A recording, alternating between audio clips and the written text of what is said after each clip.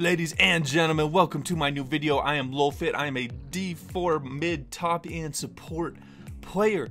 I do educational content like guides, like tip videos, and also a video type called Opposition Reports where I go over how to defeat certain champions. I have Yasuo and Zed done so far.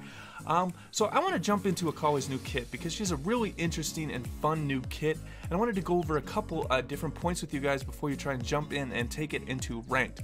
Now, one of my absolute favorite things when I see champions is when they're flexible and when you can have a different type of play style for the current game state, and she does just that.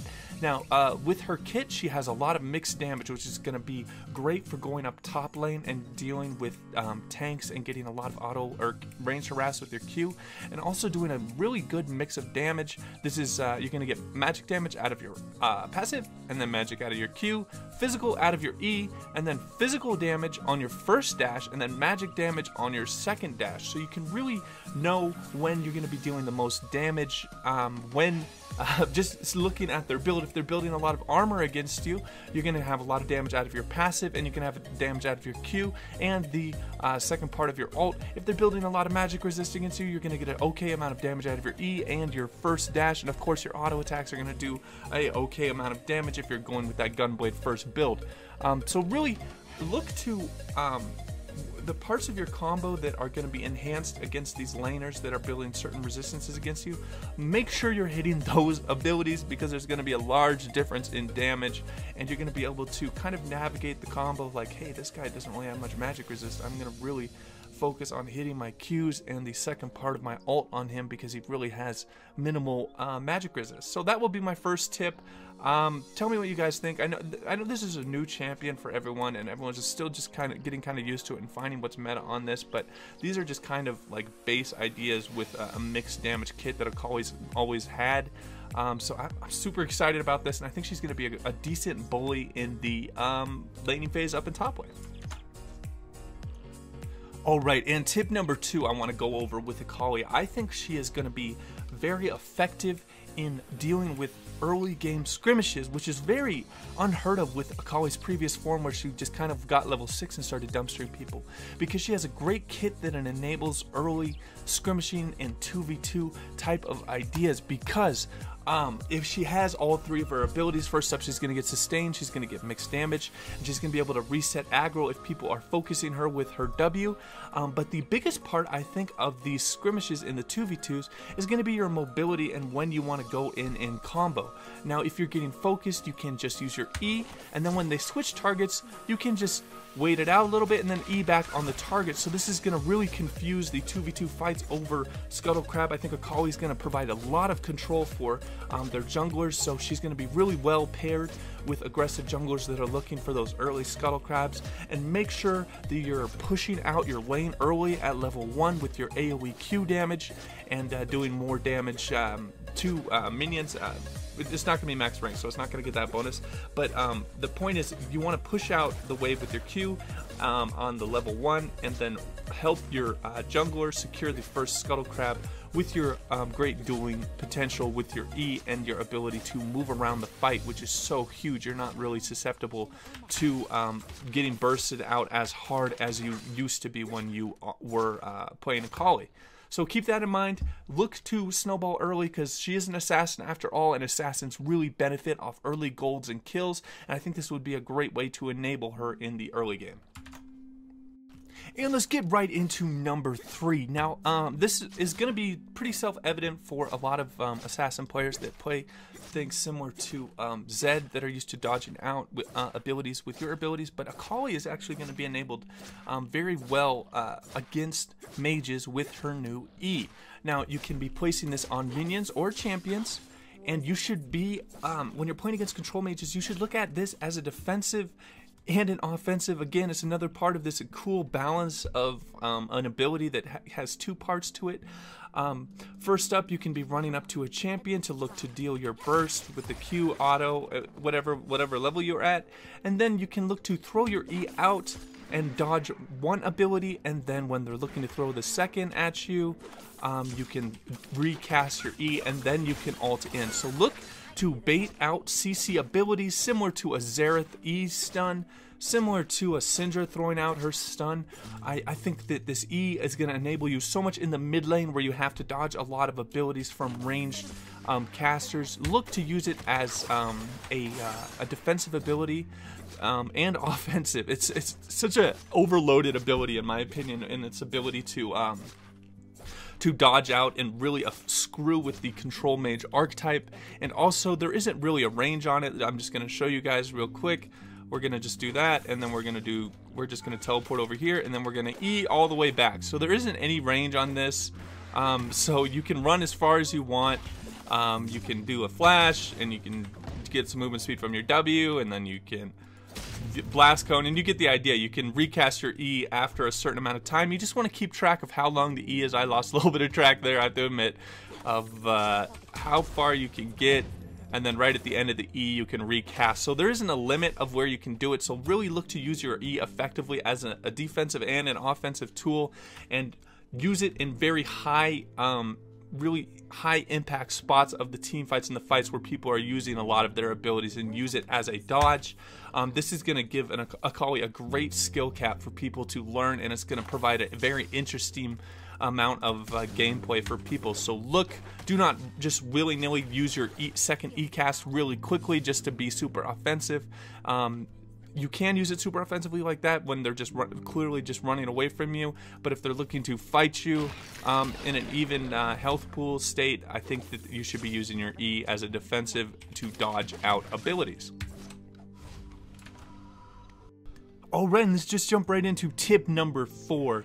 Now, with this new kit, I think it enables Akali to be such a aggressive laner, where she's able to really push in lanes and really punish opposing laners as much as possible due to her insane amount of mobility, particularly even more after level 6.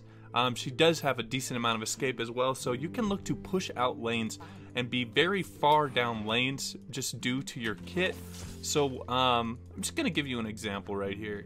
So you can be constantly harassing people down with Q, and you're getting health back, which is a great sign for a lane bully, is to be able to have a bit of sustain and bit of ranged damage. So let's just say you're pushing in the wave right here, and you're right here, and you're just harassing this the opposing laner with your Q harass when they're farming like this. If you get ganked, you have so much mobility to be able to get back to your turret and not get focused down by them. First up, you can either you could throw the E like this, and then you have a shroud that will expand backwards and get bigger, and you'll be able to get away from that. And then also with Akali's ult being you don't have to target something, it's just a skill shot. You can just do a double ult backwards, and that's going to provide so much distance for you to get away. So really look to punish laners as much as possible when you have your cooldowns up. And again, it would just be something like this, E, and then when they're doing a hard, like one of their stuns, you can just dodge out of abilities with your W, and then you can just ult out, and you just get, it would require so much CC and perfect skill shots to hit you to make sure that they get you. And also with Akali's kit, you can be here, let's put a target dummy just so we can kind of visualize this a little bit better. Say you're getting ganked right here, you have the enemy coming, and then you have an ally coming in a little bit. So a great way to play this out when you are in a numbers advantage for a little bit of time. The first thing probably would be the best would be to just invisible to get rid of that first CC that's going to be coming on you, like an Elise Cocoon or something, or a Cho'Gath knockup, so they don't hit you and they're not able to get out too much damage. And then you E away, and you hit them with that E, and when your ally comes in for the 2v2, you can E back in. So this is going to be this really enables a pretty safe lane phase for. And otherwise, on the previous patch before her rework, she was pretty susceptible to ganks. Pre-6, all she had was her Shroud, but this E and the Shroud just makes her even harder to gank. It's just really going to be a frustrating lane for people to try and gank, and it's going to really enable counter ganks as well with their E's. So it's just a great kit to look to bully out the opposing laner and get a CS advantage and really get that snowball started for the assassin play style. Alright, ladies and gentlemen, let's get into the last tip. Now, I want to go over a little bit of build diversity.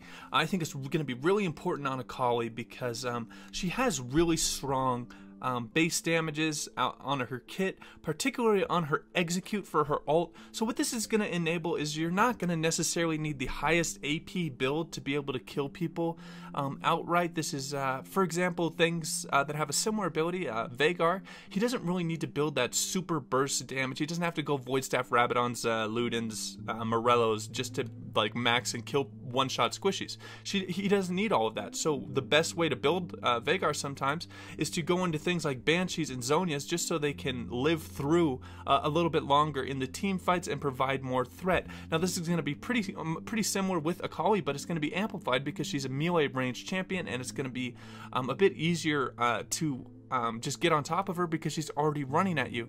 So I think items like Banshees, items like Zhonya's are going to be really effective items on her because she doesn't need that huge amount of burst damage. And especially after she gets level 16, the base damage is like 600 just base on the really low missing health targets, so she's going to be able to provide a lot of damage, and it's actually an AoE damage, so it's going to be able to affect several people with an execute. I think this is the first AoE execute outside of Pike, right? So this is going to be a really cool kit to explore with. You should try out a couple builds.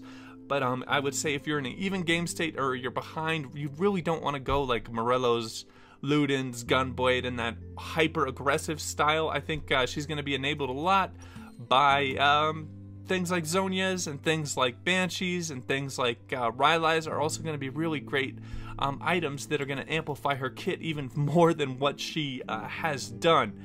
Now, if you guys have any comments or if you have any tips that you really have found are cool on Akali, please comment down below. I know with this format I can't really cover everything, but I like to give the kind of the highlights for new Akali players.